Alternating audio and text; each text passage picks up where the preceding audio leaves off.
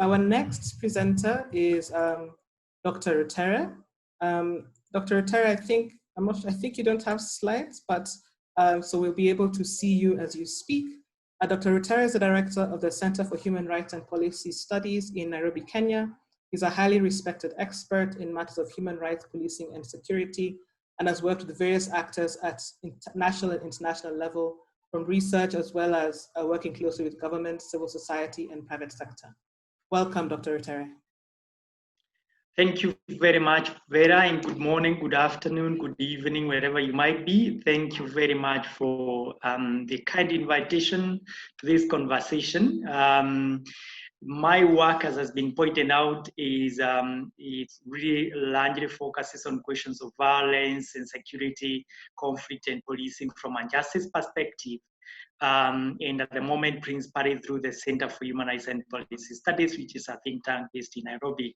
And what I want to speak about is really to speak about the violence, particularly in informal settlements of Nairobi, and use that as a basis of posing or throwing out ideas on how we can think about the nexus between climate change and violence in terms of policy intervention. And so just a few comments about violence in the few minutes. And if you think about violence in a place such as Nairobi or any of most of the African cities, it's that the fact that violence has always been part of the state, was always part of the state creation in Kenya and in many of the post-colonial African countries we're talking about. So an establishment of a city, Nairobi as a colonial city, means, of course, that violence is very much part of the DNA. And although it's tempting to see the colonial period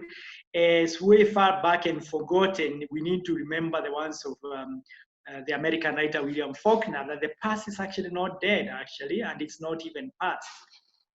And so when you look at cities such as Nairobi, their present and the past really, the present really speaks about its origins, and we need to understand that. So Nairobi is a city that was once divided by race, but now is largely divided by class, because independence led to deracialization, but left the class barriers in place. And in the urban margins, in the formal settlements, it's really where the story of the violence of the political and economic system is very well illustrated. About 50% of Nairobi's population lives in urban informal settlements, and they occupy only about 5% of the population of the territory of the city itself. Crime, violence is quite a challenge in many of these areas, and intersects with the problems of vulnerability, widespread poverty, lack of livelihood opportunities, which exacerbate vulnerability of the urban poor to victimization by the state.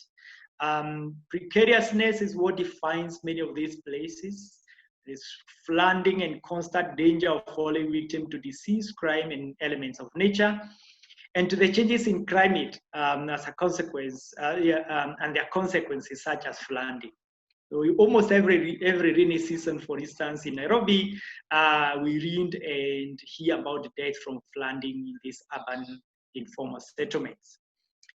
The state has been largely absent when it comes to provision of services. Its welfare role has been largely absent, but its punitive role has been very much felt, particularly because it seeks to address the problems of this neglect in terms of punitive policing and law enforcement.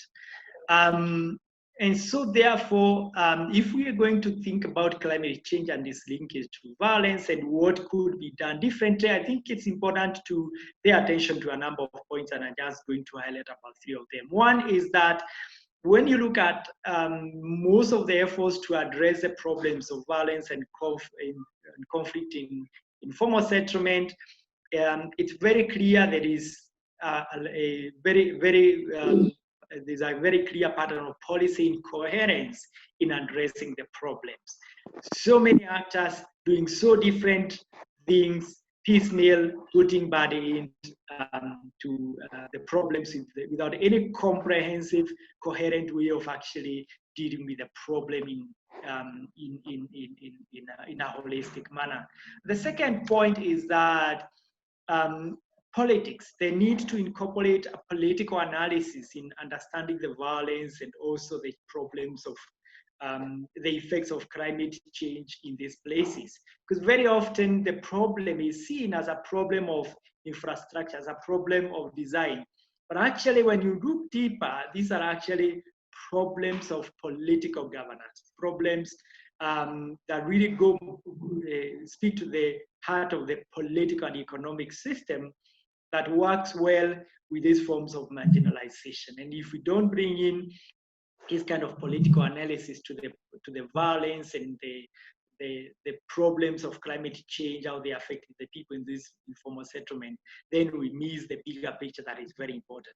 And the third and last point that I want to make is that there is a need, second last, is that a lot of the policy interventions are characterized by a failure to consult the residents. It's as though in many of these places, the solutions are brought in and the residents, the assumption is that those who live in many of these places don't have the resources, don't have the knowledge, don't have the capacities to change their own realities. And yet, this is the final point that I want to make, when you look at the informal settlements, what you find is actually a repository, a wealth of people-led initiatives to change their own circumstance, to change their own problems, to address their own problems of marginality, to address the problems of violence, and to mitigate and address the problem of the consequences of climate change. This is the kind of people's initiatives that we can build upon in terms of solidarities across the cities, across the regions, across the different countries. And I've only used Nairobi, but you can extrapolate that to many of the urban settlements within the East African region where we've looked at questions of violence. The similarities are really there in almost every aspect. So I'm only using Nairobi just to illustrate the larger points of how we need to think about these problems within the East African region. So thank you very much.